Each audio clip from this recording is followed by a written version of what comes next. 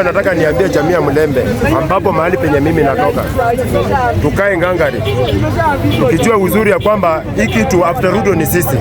Ruto ameleta hiyo kitu kutoka huko kwa mlima, amerudisha hapa chini, hapa tu kwake hapa, kutoka kwetu na hapa tunaweza tembea hata kwa mguu.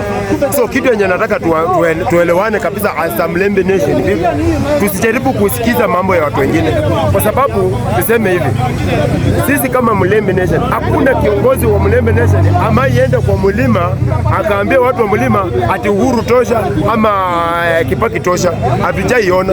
So itakuwaje wao watu wa mlima ati wanakuja Western watatuambia Sifuna tosha? Hiyo haiwezekani, haijaifanyika.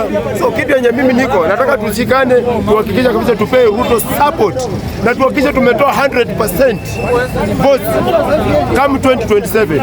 Ndio maana sasa tukishakaa hivyo, ndio ndugu zetu wa Rift Valley ambapo ni wakale wataona yenyewe hao jamaa ndio walitusaidia.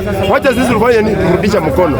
The same thing tu Nyanza. Nyanza ni hao already automatically ni wali nyumbani, ni mashemeji yetu. Na tena watu wa Rift Valley ni washemeji yetu. So tukishikana hapo, alafu tuongeze huko Northeastern, tuende Coast. Hiyo kura already tuko nayo. So Mr. William Samoei Ruto, hakusikwe na wasiwasi. Wao umekuwa kwa siasa muda mwingi. Hao wenye wanaongea chuzi hawa ni kuongea tu. Kashako ni mtu wa juzi sana kwa siasa. Hakuna kitu anaweza kufanya. Yeye hata akitoa watu wa mlima peke yao akae. Kama wao wanasema wao ni wengi, kwa nini wasiweke mtu leo ama hii 2027 wampigie kura ashinde? Anazunguka akitafuta Western nini? Anazunguka nikienda kwa Kalonzo nini?